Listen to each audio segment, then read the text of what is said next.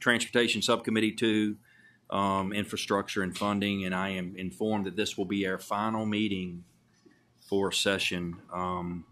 We see Senator Cosgrove here, so welcome, sir. Well, thank you, Mr. Chairman. Getting old. Tell us about Senate Bill 868. Yes, sir. Senate Bill 868 does a couple of things in its current form. In its current form, it would expand the number of days that... Excuse me, sir. I'm jumping a gun. That's quite I right. see you there. Could we please open the roll? Oh. Yeah.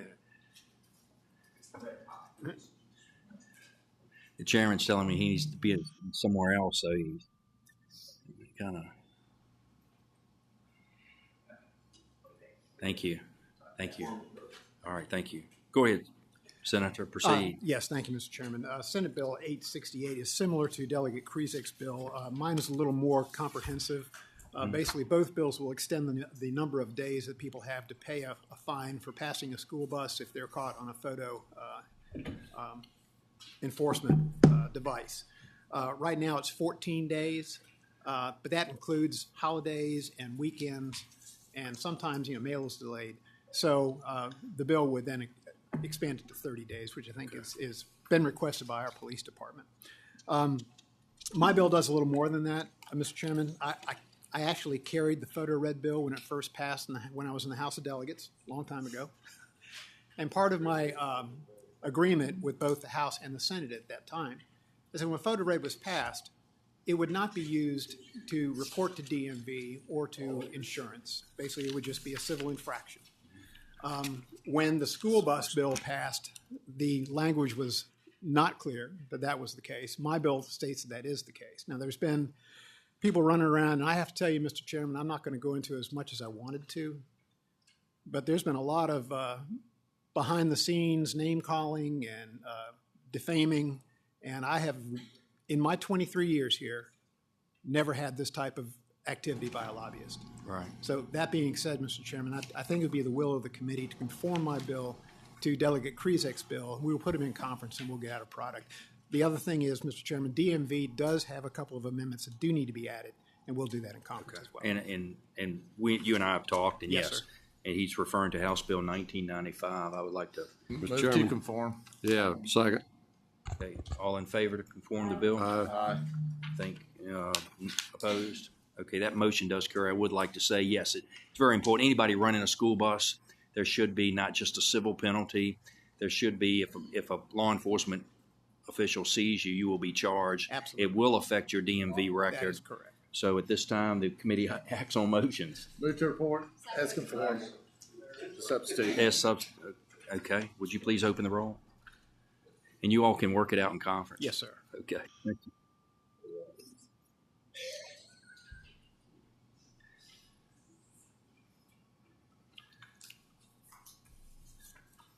That bill reports as substituted 6-0. Thank you, sir. Thank you, Mr. Chairman, for your courtesies. I appreciate it. Thank you.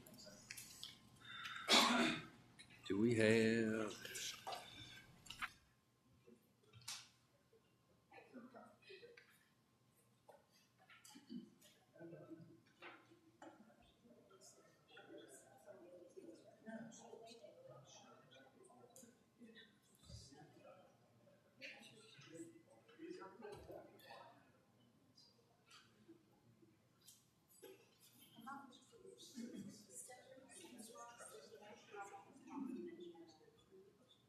The committee will be at ease.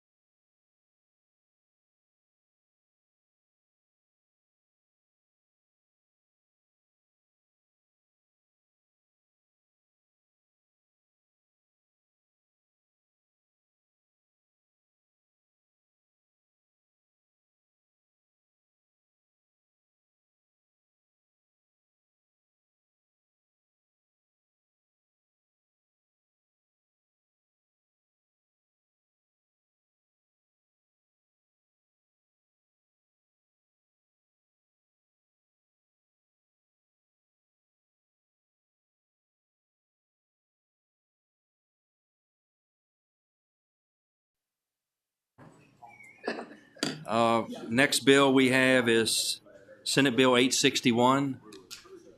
Senator Locke. I'm being bothered.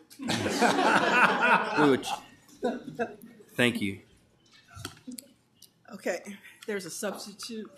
Yes. Can you report the substitute? In a second? Second. All in favor?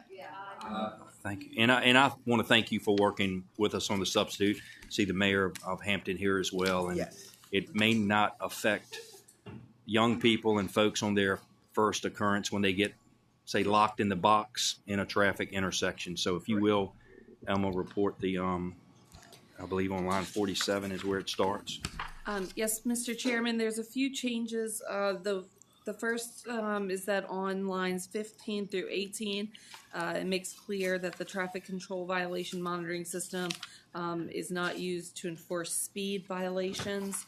Then there's also language added to lines 46 through 49 that provide that the monetary penalty would not be imposed on the first offense, that there would be a warning issued to such operator.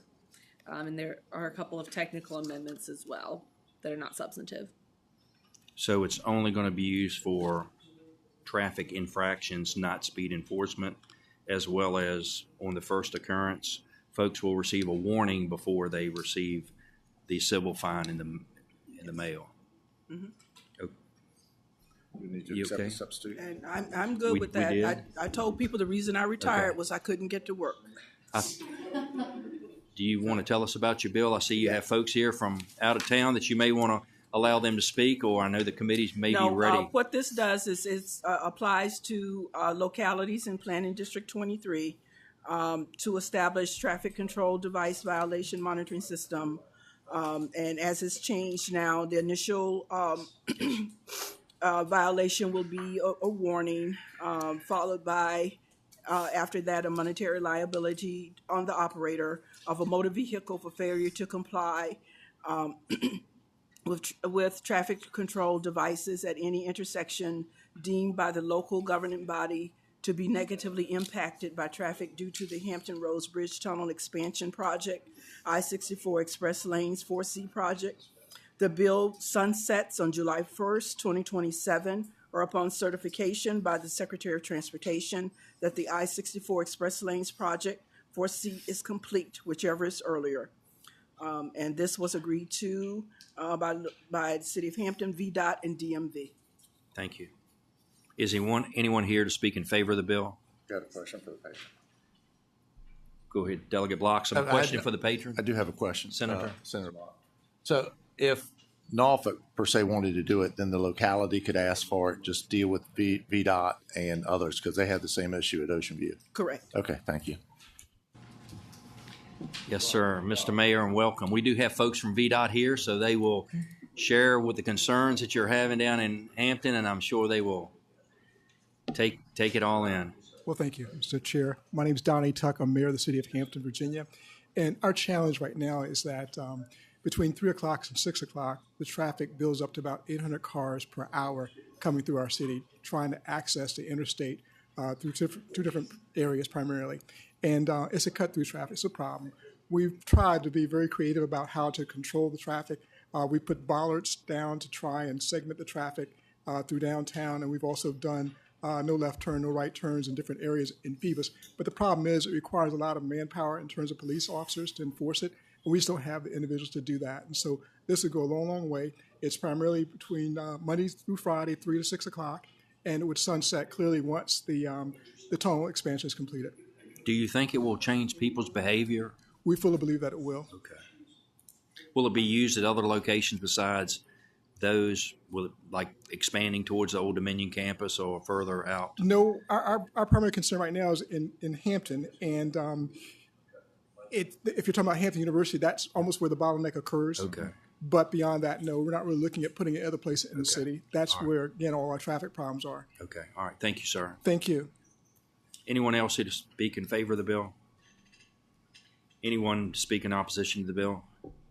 Committee acts on motions. Move to report amendment. Second, would you open the roll, please. Would you please cast your vote? That bill reports as substituted, 8-0. Thank you, Thank you Senator. so much. I appreciate it. Yes, ma'am. Aaron.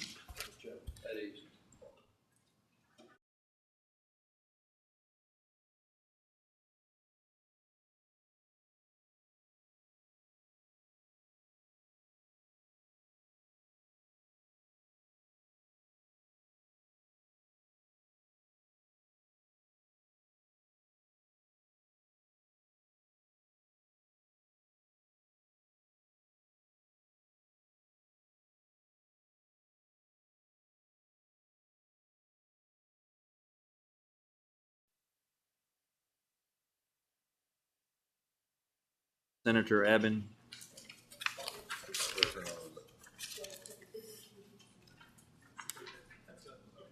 Thank you. Thank you, Mr. Chairman. I've been working on the issue of vehicle noise in the Commonwealth, inspired by Delegate Carr's work from, I believe it was last year, and there was work from similar on the similar issue from different legislators, different legislative approaches, and there was some belief that we need to examine our enforcement and see if there's anything further needed that can be done. So what I wanted to propose was, rather than the substitute that passed the Senate, just a 2 or 3 line bill that I can read to you and give to the clerk, that would say that the superintendent of state police shall convene a work group to examine the issue of vehicle noise in the Commonwealth. The work group shall include relevant stakeholders, and the work group shall complete all meetings and report its findings and recommendations, if any, to the chairman of the Senate and House Committees on Transportation by November 1st, 2023.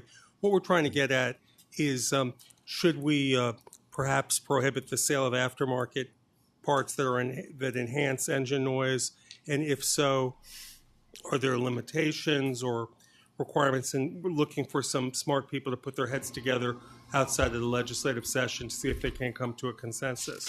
All right, thank you. Could we get a move the amendment? Move the amendment. Second. All in favor? Aye. Opposed?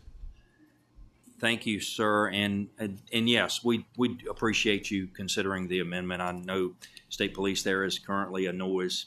They can pull someone over for noise. It's excessive, I guess, is a term that they always use. So you, others, I think by the bill as it came over was too broad. It allowed too many folks to get in a little kind of more defined, smaller group to hopefully get some legislation. We've had numerous bills. I know on our side, probably on y'all's, dealing with noise, and hopefully this will be an avenue to maybe correct or amend the current code to bring something that really has some teeth to it that can be enforced. Thank you. Yeah, I think, Mr. Chairman, if we get people together in the off season and just consider the different possibilities that might affect their industries or associations or enforcement capabilities, that we could perhaps come to a smart solution that might enhance the efforts that you've already passed. Okay. All right. Thank you, sir. Mr. Chairman, just go ahead. I just wanted to say, in kind of speaking to the bill, thank you, Mr. Chairman. I just wanted to say I really do appreciate the approach that you're taking on this by not presupposing that there's already a defined solution and instead are going to work with the stakeholders over the intervening months, because I think that really opens it up to kind of explore what is the right answer. So I appreciate you doing that. Thank you. Mr. Chairman, I appreciate Senator Edmonds working with us on this. I will say I did not ask Senator Edmonds to include this language, but I would encourage going forward that anything we work to bring a conclusion is brought before the body in the form of a legislation as a primary offense. Okay. Just so everyone's aware, whatever we do through the conclusion of this work group, we have to bring back to the body that is enforceable. And we don't have to stop someone for another issue to enforce the legislation. Senator Understood. Evans, you find. So thank you, Senator Evans, for working with us on this. Thank you. Move to report as amended. Please open the roll. Cast your vote. Is this substitute? That bill, yes, that bill reports 8-0 as substituted. Thank you, Senator. Mr. Chairman, members of the committee. Senator McPike. You have 2 bills before us. Yes, sir. Thank you, Mr. Chairman. If it's the pleasure of the committee, we can start with the Senate Bill 1035. 1035. 1035. Yes, sir. Go ahead. Thank you, Mr. Chairman, members of the committee. Senate Bill 1035 actually brought to the body, to the Senate last year, and Secretary Shep Miller asked that I take it by for the year so the new administration could take a look at it, and I agree to do that. Give the new administration an opportunity to take a look at it. It was a recommendation of JLARC several years ago, but I want to make sure the administration had a chance to take a look at the details and impacts. The commissioner has done that, and they have collaborated on that language, and I know he's here to speak to it as well today. But essentially what it does is ensures that the resources are targeted to bridge and infrastructure repair where it's most needed. So that can ebb and flow, whether it's a bridge that has an agricultural issue weight limitation to reinforce that, or a large superstructure bridge that needs maintenance. And it's really started to target the resources where they need to go across the Commonwealth. And that's really what we're trying to target, to make sure there's really the state of good repair. And I know the commissioner will speak to it briefly.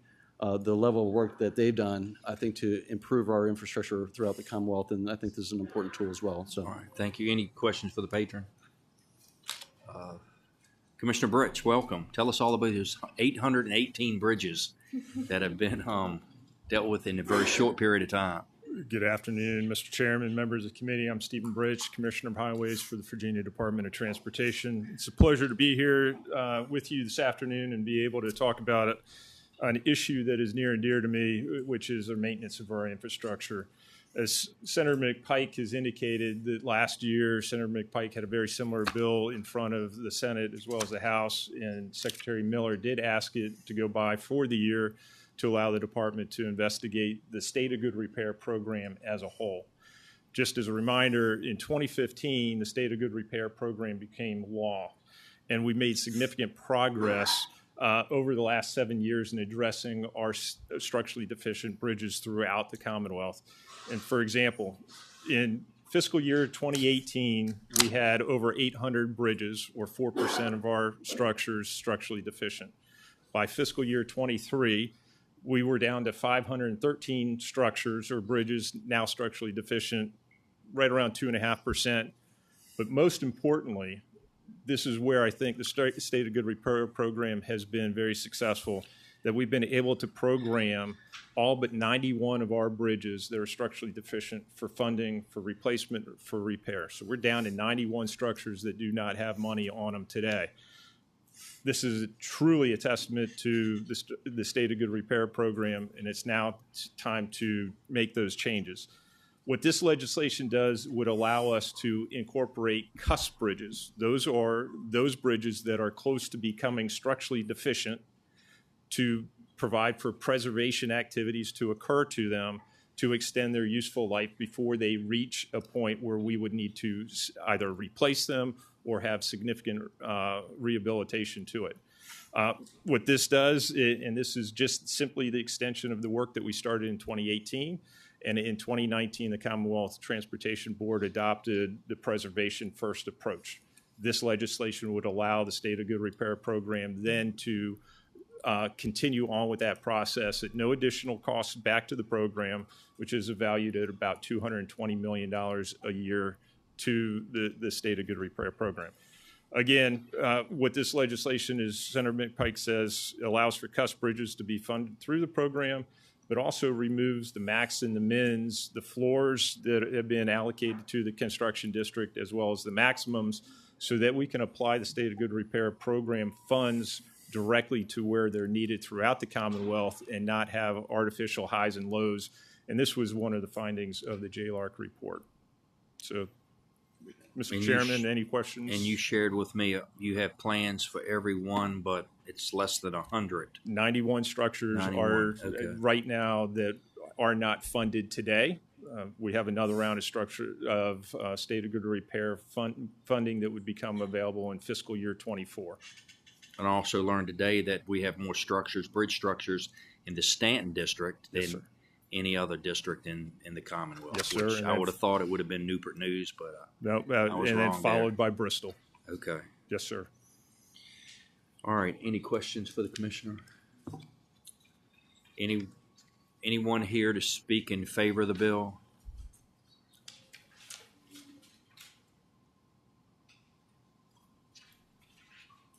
Mr. Chairman and members of the committee, I'm Ron Jenkins. I'm with the Virginia Loggers Association. Bridges and highways are the heart and soul of those corridors to keep them safe. And also there's a reason from the economic side just to keep us competitive with other states. I think VDOT has been a wonderful partner to work with us in Stanton. I know that I've had several companies to call and say, what are we going to do? We can't use this bridge anymore. It's posted. And the same in Southern Virginia, where we have many are like that. But we certainly favor this bill and hope you will find a favor to support it. Thank you.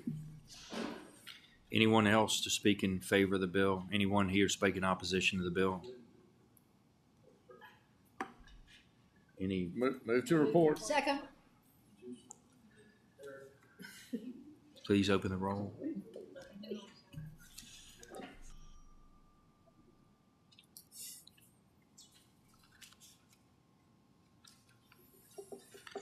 The bill reports on 8-0. Thank you, sir. Thank you, Mr. Chairman. And next I have Senate Bill 1051. Mr. Chairman, Senate Bill 1051 comes from actually some incidents in the fire service. As you know, it's a little bit of my background, so first responders tend to call me when they run into different things.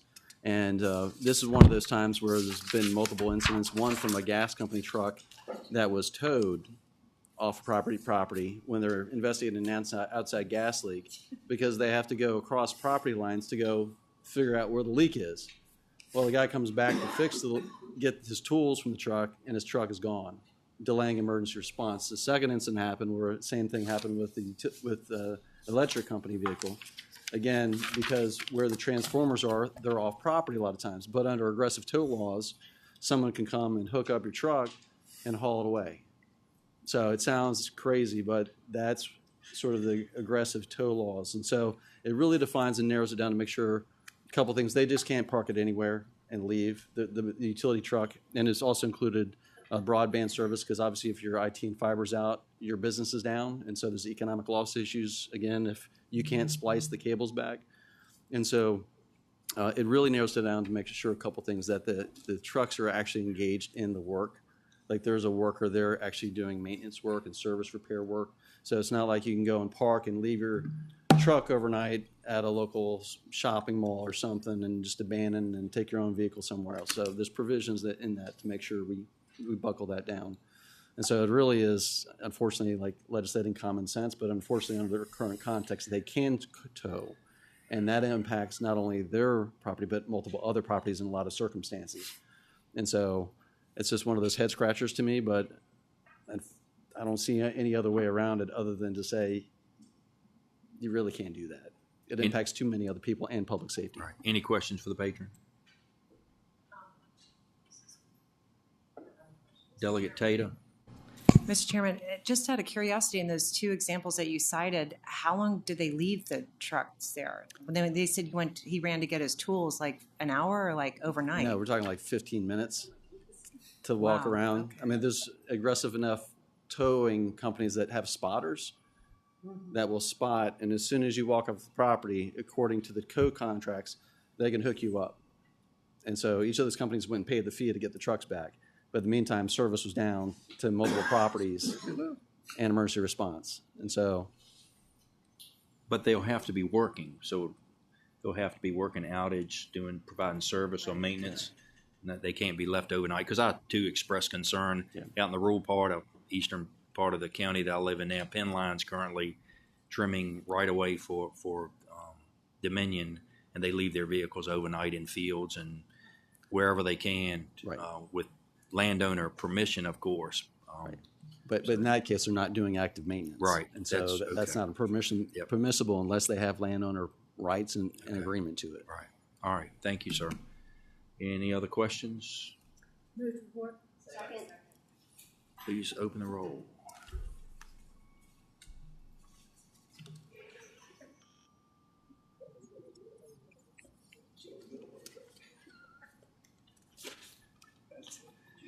That bill reports 8-0. Thank you, sir. Thank you, Mr. Chairman. Thank you, committee.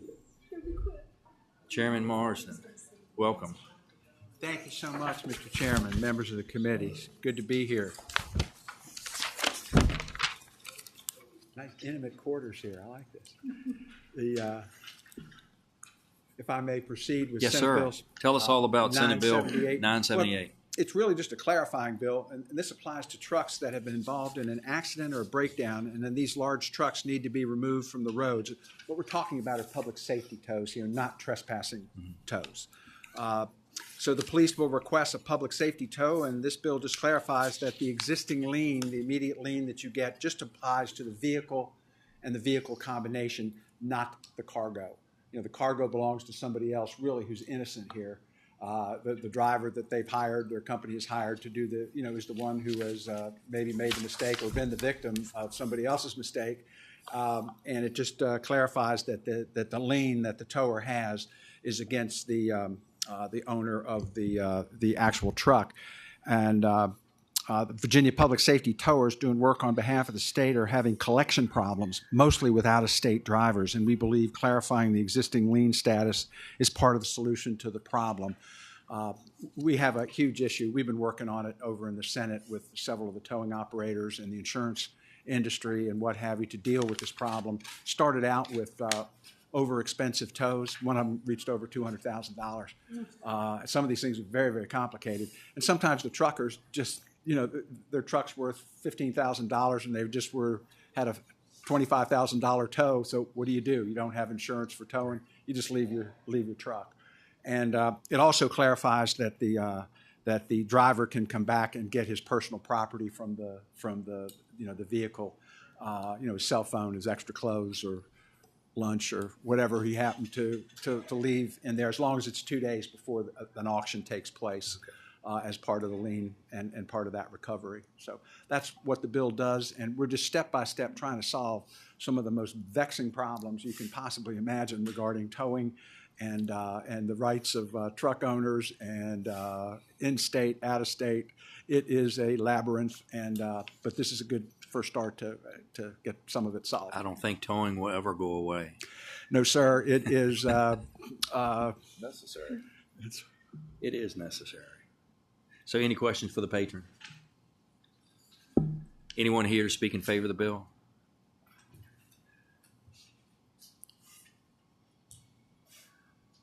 Good afternoon, Chairman, members of the subcommittee. Zach Lemaster with Gentry Law Consulting. We represent the Virginia Association of Professional Tow Operators. That's VAPTO. Someone was very creative, not me. But that we represent, a lot of our guys do public safety tows out in the I-81 corridor, and I don't want to, he's already explained the bill as perfectly, and thank you for carrying this, and we're not aware of anyone currently opposing the bill, and we support it. Thank you. Anyone else speak in favor of the bill? Anyone in opposition? Committee acts on motion. Second. Please open the roll. Thank you, sir. Thank you.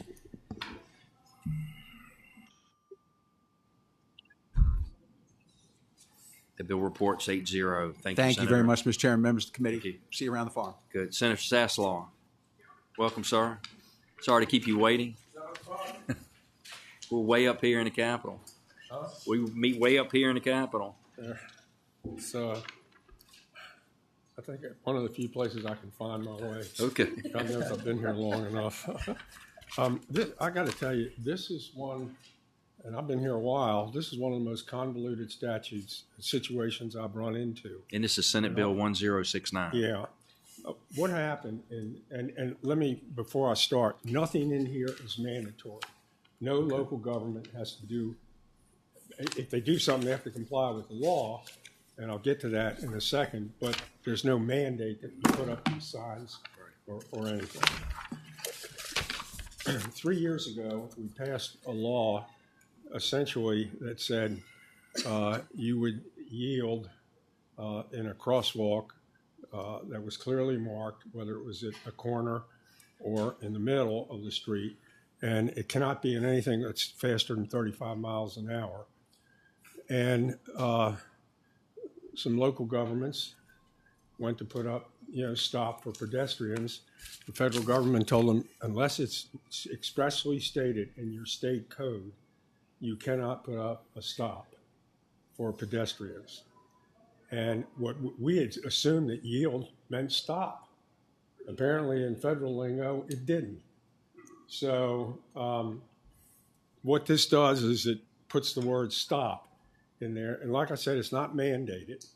The municipalities in Northern Virginia requested to be able to assess higher fines, which is you'll see in here.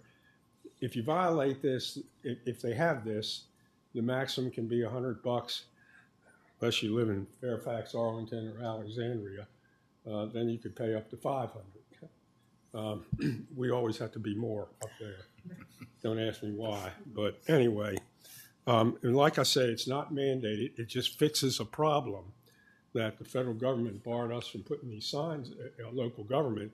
And the highway department assumed, or they think there's possibly 100 intersections statewide where VDOT has control as opposed to the cities and Arlington and Henrico County, which do their own roads. They estimated that there's a possibility of 100 places where this could go. And because remember, a lot of these intersections are stoplights, so that's already taken care of. And the estimated maximum cost, they said, would be about $75,000, and we have that in our budget. But that's the maximum, they said. And like I said, local governments, they've got to do it. You know, if they want to, they'd pass their own ordinances, and then they could go ahead and do it. They tried to do that before, and then they were told by the federal government, you can't put up a sign like that unless it's expressly written in your state code. Okay. So that's what it is. Thank you. Any questions for the patron? And like I said, it's not mandated on anyone. Anyone here speak in favor of the bill? She's from Fairfax. Okay. Surprise. Mr. Chairman, Noel Dominguez with Fairfax County. I want to thank the patron for helping us out with this bill. Just like you said, in 2020, you all passed a bill that said vehicles must yield for pedestrians by stopping. But because it doesn't say stop, even though it said yield means stop, we can't put up stop for pedestrian signs. Right. So this would just clarify things to allow us to put up appropriate signage and definitely help with pedestrian safety. We've had a lot of pedestrian incidents up north recently, and anything we can do to get the awareness out there to help people be more cognizant, reduce accidents, reduce incidents would be helpful. Thank you very much. Thank you. Mr. Chairman, I have a question. And I just had to step out of the room. I think the chairman said this is permissive. Yep. Yes. And not mandated at all. Not mandated. So therefore, VDOT will not be required to put any of these things up. No. In other words, the local government, if it was Fairfax County, is under VDOT. Arlington, Alexandria, Henrico, Richmond. Sure. Roanoke, they're not. Right. So they have to, those that are responsible for their own roads would pay for the sign. Those that aren't, where VDOT is, then VDOT would. But then VDOT would have the discretion to say no if they so desired. Is that correct? Well, if they, as long as they comply with the statute, clearly marked crosswalk, under 35 miles an hour. VDOT estimated there's a possibility of up to 100, and we put the money in the budget for them if local governments all did it. A lot of them won't. Right. But some will. Okay, but it's not, Senator, so I guess what I'm trying to get with this is this like VDOT is requested to do a speed study, and they come out and do a speed study, and there's their determination that they don't need to lower the speed limit. But so would this be a request that VDOT come out and look at the need for this sign, and then VDOT determines it's not necessary? Nothing in here to request VDOT to do a study. This is local government's decision, period. Okay. If they do it, and there's nothing really to stop local government if they want to do it in expedited fashions, get their own stop sign. Okay. Because it complies with the sign's regulation type sign. The VDOT estimates that there are approximately 100 intersections that if, local government adopted. All the local governments with eligible intersections did that, this is the maximum cost, and it's only $75,000. It's in the budget. If a city or Arlington or Henrico, which do their own roads, do it, they pay for the whole thing. Okay. I wonder, Senator, would you be agreeable if we were to limit this to cities only and allow cities to do it as they so desired? And so that way. Well, our county is the one that initiated it. Oh, Fairfax County? Okay, I understand. Mr. Chairman. Understand. Delegate Blockson. Counties don't have to do it. Right. No one has to do it. I know, it's permissive. Yes. But if they decide to do it, then VDOT it would be required to do it. If it's a VDOT controlled road. Correct. Then VDOT would do it. Sure. And VDOT, we put the money in that VDOT said, and we put it in case everybody did it, which you and I both know is not. We'll cover the cost. So we may want to hear from Joanne. Yeah, I do. And I guess my question, too, is about funding. Who is funding the signs? Will it be VDOT or will it be the individual locality? If it's see, in Virginia, cities do their own roads. Okay, we put money and in. I'm looking at the town of Ashland. It's mentioned in this bill. If it's a county, then VDOT is responsible for the roads. But VDOT would not do this if the county didn't agree to this. It's not mandated. Okay. Okay. And VDOT says, if you do this, put $75,000 in the budget, and we did. Okay. All right. Thank you. Yeah, I do have a question for the VDOT rep, Ms. Maxwell. So, living in Hanover County, representing Hanover County, the town of Ashland, Mr. Chair. if they would pass a city ordinance to require this sign, it would be funded by VDOT. Mr. Chair, not Hanover County. Mr. Chair, let me try to clarify. In those localities that maintain their own roads, they have, first of all, the decision of whether or not a sign is even warranted. And so I think that's what Senator Saslaw is trying to address, is the fact that this bill does not require someone to put up a sign. Okay. And the types of signs we're talking about are the signs you'll see in the crosswalks, typically where there's not a signalized intersection. They're just freestanding signs that say, right now, yield for pedestrian. In some localities, they're already using stop for pedestrian. So for those localities that maintain their own roads, there are 2 points I think that are important. The localities are not required to put up signs. The localities, if they choose, may, if they are using signs, based on their interpretation of the law, they could arguably change their signs out from yield for pedestrians or yield to pedestrians to stop for pedestrians, which is somewhat what has motivated this bill. There are localities that want to do that. For purposes of VDOT, we have interpreted the law in accord with what we think is an appropriate interpretation of the MUTCD. Right now, VDOT has 100 of these yield for pedestrian signs across the state, throughout the entire state at most. We feel like our engineers have decided or determined that we probably would need to replace those signs. If we feel like we had to replace all of them or keep all of them, we would want to replace those signs with stop for pedestrians. The maximum cost of that would be $70,000. So I hope that clarifies. But bottom line, this bill would not in any way require an entity to establish or put up a new sign, brand new sign. Okay. Any questions? Maxwell, yes, just if I can ask, just so that I'm understanding this right, because I think that I'm getting it. So a locality like Fairfax or Loudoun, which is not responsible for their roads, there is some intersection out there today that has a yield for pedestrian sign that's already in place.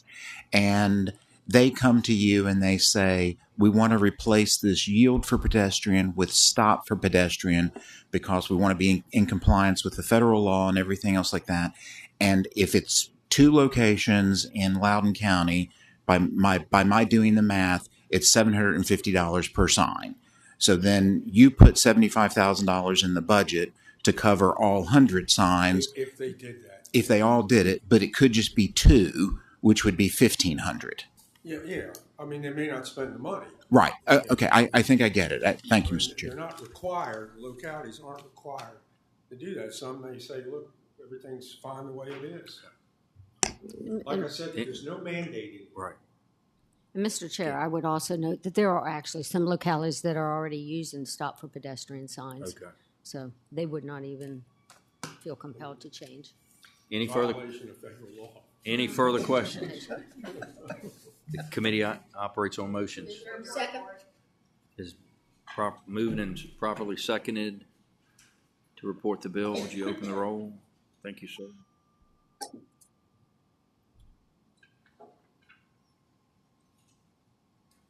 The bill reports 8-0. Thank you, sir. No, thank you all very much. Thank you. That concludes the docket and our final meeting. I want to thank Robert, thank Emma for all the support this session, and the committee is. Thank you, Mr. Chairman. Thank you.